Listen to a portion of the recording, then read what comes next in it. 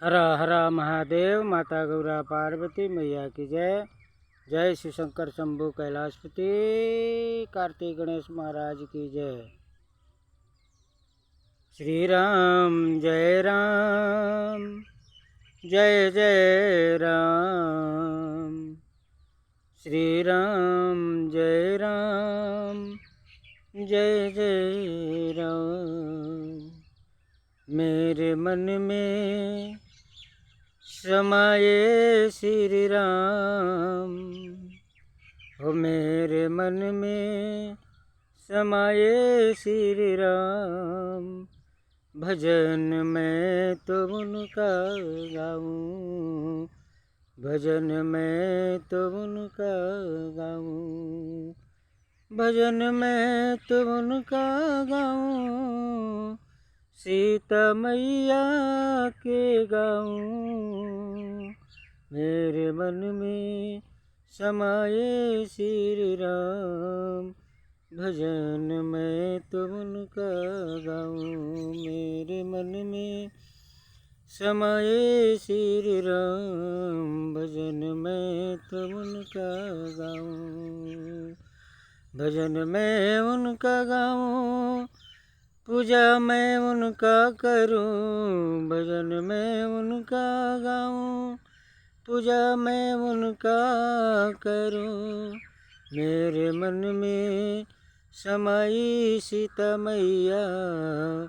भजन में तो उनका गाऊं, मेरे मन में समाए श्री राम। भजन में तो उनका गाऊं।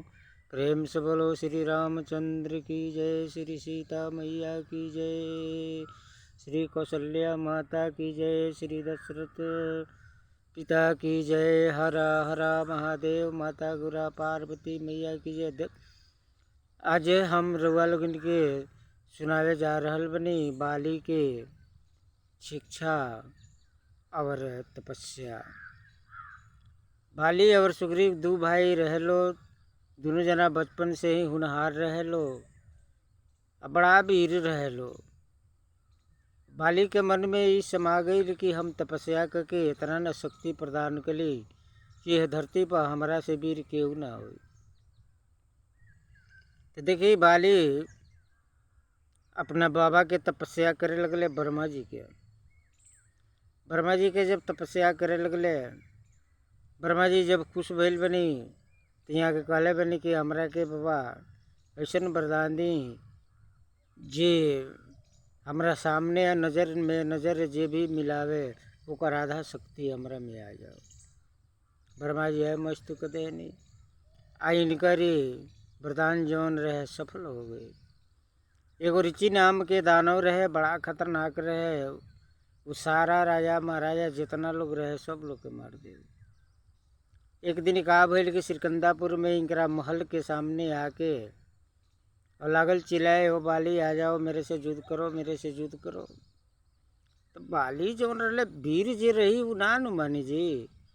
अब वो गदा बार बार उठाओ से, लेकिन उनकर औरत तारा जौन रहली ना जाए देश कि हे प्रभु हे स्वामी रुआ काहे जातनी मत जाई। वो ऐसे ही कुली बोले ले रुआ कितना युद्ध करे, कितना लोग के मारे।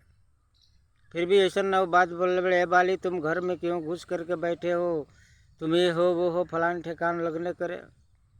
ए पर बाली के तो अब गुस्सा आ गई, लगू ना मन ले चल दहले। जब निकलल बड़े गदा लेके महल से तले वो भाग चलल बा, अभी लगले चेहटे। सुग्रीवो इनकरा संगे संगे गदा लेके चल दहले।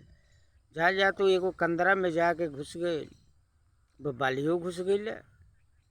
अब सुग्रीव कंदरा के सुराग जवन रहे उजी बैठल बैठल कई दिन बीत गए।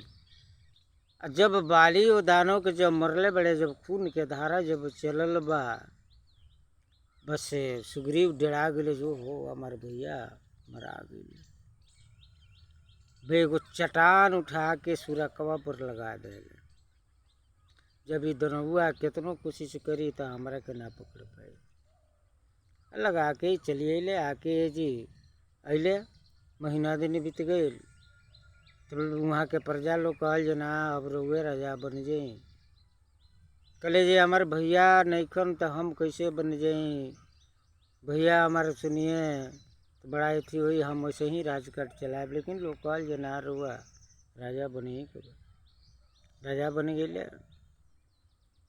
उनकर औरत रोमा जवन रहली वो अब खुशहाल से रहे लगली, इहो लोरा लागल रहे, राजपाट लागल चले। तारा भाभी जो रही वो अपन खुशिये से रहत। जब वो बाली जब वहाँ से कंदरा के पास जब आयल बड़े तब देखत रे कि चट्टान लागल बा। बड़ा कोशिश करत करत कई दिन लागल तो चट्टान हटोले बड़े आयल बड़े। जब देखत रे कि सुग्रीव हमार भाई ना हो गई तो दुश्मन हो गई। इतने जानत रहला कि भैया मरा गए तो ठीके हो गई, अब हम राजा बन गए। अब बाली उनकरा के लगल मारे। आई कहत रे जे भैया हमरा से कौनो गलती नहीं के भाई, ये लोग हमरा के बैठावला, हम लोग से कहत रहनी है कि ना हम राजकाट ना चलाए, ऐसे ही जल से चलता चलता भैया है तो चलाए। लेकिन लोग ना मानल तो वो तो खुंदक में रहले।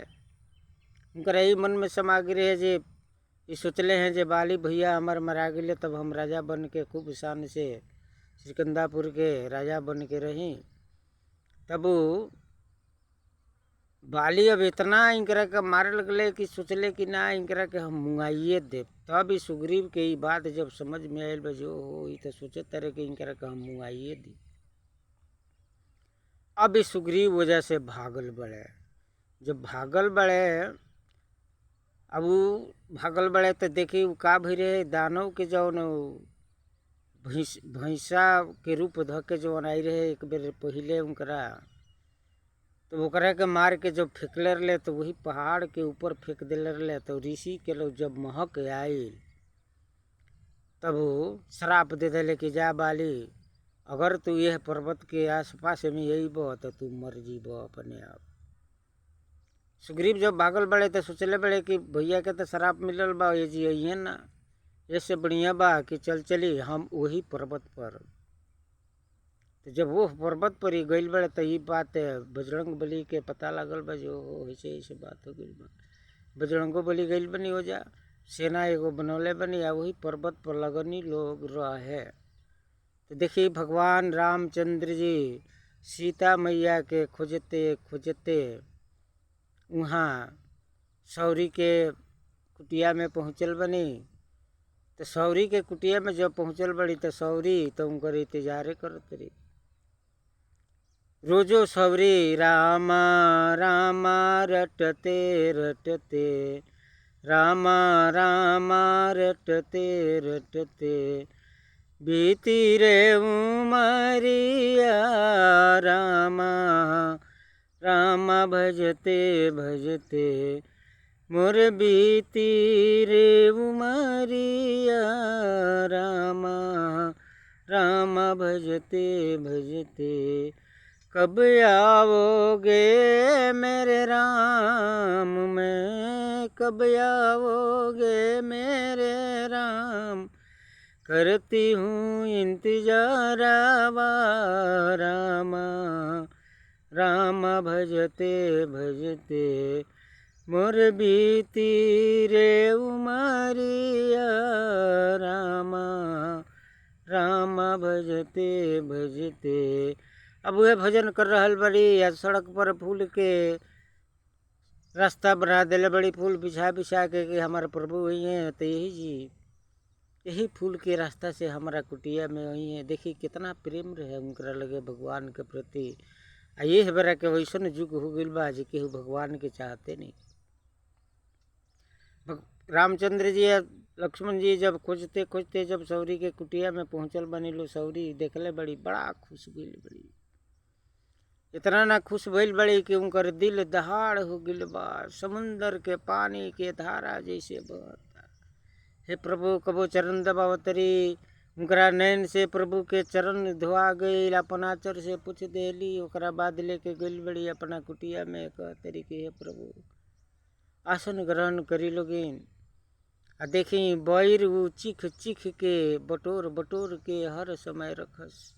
जे हमार प्रभु आए तो यह बैर खियाए। आ उहे लेके जगोली में लेके बैठल बड़ी या कहते रही हे प्रभु बड़ा मीठ बा ये बैर, रउआ लोगिन पाली। रामचंद्र जी उठौले बनी, उठा के पावे लगनी। ओकरा पर लक्ष्मण जी से कहले बनी कि लक्ष्मण ये बैर तू पावा। लक्ष्मण जी जब उठा के देखत नहीं कि दांत के ओमे निशान बा, फेंक देले बनी। तो देखी फेंक देले बनी तो उहे बैर जौन बा लक्ष्मण जी के जब शक्ति बाण लागल बा तो उहे बैर संजीवन बूटी के रूप में आयल बा तो वहाँ के ठीक भइल बनी। अब देखी जब वहाँ से जब वहाँ लोग जब चलल बानी पता करत बनवासी के रूप में यहाँ लोग बढ़ले बनी। आ सुग्रीव चारों तरफ पहारा लगल बड़े जे बाली भैया कोनो गुप्त चर के मत भेज देस न तो मार दी है हमरे के। बड़ा डेरास तो मौत से कबो ना डरे के चाहिए से कि मरे ही के बा, लेकिन अपना आप की सुरक्षा रखे के चाहिए। अब बजरंग जब ओजी पहुँचल बालो तले इनकरा राजदूत बतौले बालो जाके सुग्रीव से जी ऐसे ऐसे बात बा, दूगो बनवासी जौन बड़े कंधा पर धनुष से कमान ले बड़े आ घूम रहल बड़े रुई हो आवत रहे। अब सुग्रीव कहले बड़े कि जल्दी हनुमान जी के बुलाओ लोग। हनुमान जी तो तपस्या राम के कर रहल बनी। जी गइल बलो तो जय श्री राम जय श्री राम जय श्री राम अपन कर रहल बनी। तब जमंत के का कहते रहे जे हनुमान जल्दी जागा, तरह के सुग्रीव राजा बुला रहल बड़े। उठल बनी वहाँ के आयल बनी तो सुग्रीव जी कहले बनी कि ये बोल रहे बजरंग जाके तू पता कर कि आयल बा, तोहरे से ही बात पता लागी। तो देखिए वहाँ के बजरंग बली खूब बढ़िया पंडित के रूप धारण करके चल दल बनी। अभी लो रास्ता खोजता जी केहू लौकी तो हमने के पता करके जैती सा सिरकंदा पहाड़ पर। तब तक ले बजरंग बली लोकल बनी तो देखी लक्ष्मण जी कहते नहीं कि भैया देखी ना एगो होदे पंडित आ रहल बड़े। ठीक बा पंडित जी जब लगे आयल बड़े तो यहाँ लोग के प्रणाम कैले बनी लोग ना पूछता नहीं कि ऐसे ऐसे बात बा हमरा जाए के बा सुग्रीव के लगे कौन रास्ता जाए। तो बजरंग बली कहले पहले आपन हुलिया बताई रुआ के हम तुरंत ले पहुँचा दे। बजरंग बली के आवाज़ दे अब तड़ दे यहाँ रुआ के काना पर बैठा के लेके चल जाई। तो सब कुछ बतौले बा कि ऐसे ऐसे बात बा सीता के हमने खोज में चलल बनी से। तब है बजरंग बली अब से कहते लो ये लो कि तू तो कहला कि हम बजरंग बली के बुला दे हम, तू लो जल्दी बता दो हमरे के। तब गए देखिए बजरंग बली अपना रूप में आयल बनी, प्रणाम के लिए बनी, कहतनी कि हे प्रभु हम ही हनुमान हैं। तो देखिए कान्हा पर बैठौले बनी, वो लोग के ले जाके पहाड़ पर उतरले बनी। अब जितना लोग बा सारा लोग देख के घबरा गए बा जी भाई ये तो बैरी रलू इनकरा के कंधा पर बैठा के ले आवत रहे। तब ये जब हाल चाल जब गइल बड़े सुग्रीव के लगे तो बतौले बले हनुमान जी जे महाराज हूँ के बड़ा दुख में बनी, सीता माता के हमरा चोरी करके लंका में रावण लेके चल गइल बा, उहे पता करे खातिर आवत रहे। और औरो इहे दुख बा कि राउर भाई बाली रउआ औरत के अपन बना के रखले बड़े से रउआ लोग मित्रता कली दोनों आदमी मित्रता कले तो रउआ के उ साथ दे रउआ के उ साथ दे। कहले ठीक बा। भगवान जब गइल बनी उनकरा लगे सुग्रीव के लगे, सुग्रीव अपन सब हाल चाल सुनौले बड़े। तो भगवान कहते नहीं कि ठीक बा सुग्रीव मित्र पहले तोहरे काम हुई ओकरा बाद हमनी के चलल जाई। तो सुग्रीव कहते रहे जे महाराज ये तो बड़ा मुश्किल बा, बाली के मार देहल बड़ा कठिन बा। तो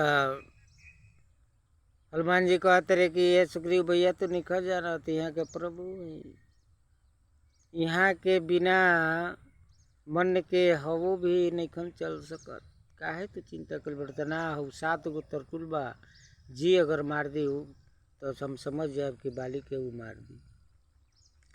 भगवान गइल बनी 7 तरकुल के लगे एथी कैले बनी कह के बाण मरले बनी तो एक बाण में 7 तरकुल गिर गिल बा। तो ये समझ गए बड़े सुग्रीव कि हाँ यहाँ के मार दे। तब वह भगवान कहले बनी सुग्रीव से कि जा चिल्ला टेंशन ना करब तबे न झगड़ा हुई, हम ऐसे ही ना मारब। तब वह गइल बड़े बाली के दरबार में गदा लेकर सुग्रीव चिल्लाते रहे बाली अगर हिम्मत बा तो जल्दी आदा, हमारा से युद्ध करा, हई करा, वो करा, फलान टेकान, अनेकों प्रकार के व्यंग बोली बोलते रहे। अब बाली के जब क्रोध आयल बा तब चल दिल बड़े। अब दोनों जना में खूब युद्ध है, घमसान युद्ध होता। अब भगवान सोचता नहीं कि हम इनकरे के मारी तो कैसे मरी। देखत देखत देखत जब बहुत समय जब बीत गए तब यहाँ के बाली के सीना में एगो बाण मरले बनी। तब है वो जो बाली गिरल बड़े तो कहते रहे कि बाल बैरी सुग्री में क्यों प्यारा, हे नाथ मुझे आप क्यों मारा। भगवान कहले बनी कि देखा जे बहू बेटी के इज्जत ना समझी वो तो मार ले जाई। तो बाली कहते रहे जे प्रभु हमारा पूछ बा, हम केहू के संग रह सकत नहीं, हमार दोष ना लगी। तो देखिए पूछ जेकरा रहेला न ओकर दोष ना लगेला। वह भगवान कह रही कि ठीक बा, जब तारा में कोनो दोष नहीं के तो हम द्वापर में कृष्ण के नाम से अवतार ले। जब हमार सारा कहानी खत्म हुई तो तुम्हारी तो देखी जब यहाँ के सारा द्वापर में कहानी जब एथी हो गई बनू तो वह बाली शिकारी बनल बड़े। यहाँ के बरगद के पेड़ पर बैठल बनी तो वह शिकारी बाण यहाँ के पैर में मरले बनी। हरा हरा महादेव, माता गुरा पार्वती मैया की जय। मेरा रामा भजते भजते बीती रे उमरिया, रामा रामा भजते भजते कब आओगे मेरे राम, कब आओगे मेरे राम, कब होगा दर्शना, रामा रामा भजते भजते बीती रे उमरिया, रामा रामा भजते भजते मन में ढूंढा बन में ढूंढा, मन में ढूंढा बन में ढूंढा, ढूंढा जगत संसार हो, रामा रामा भजते भजते बीती रे उमरिया, रामा रामा भजते भजते। जय श्री राम, जय श्री शंकर शंभु कैलाशपति, सीता मैया की जय, पार्वती मैया की जय। सत्य ही धर्म है, असत्य अधर्म है। सत्य के मार्ग पर चली लोगिन वालों उनके सारा काम पूरा हुई। जय हिंद, जय भारत, भारत माता की जय। हरा हरा महादेव, माता गुरा पार्वती मैया की जय।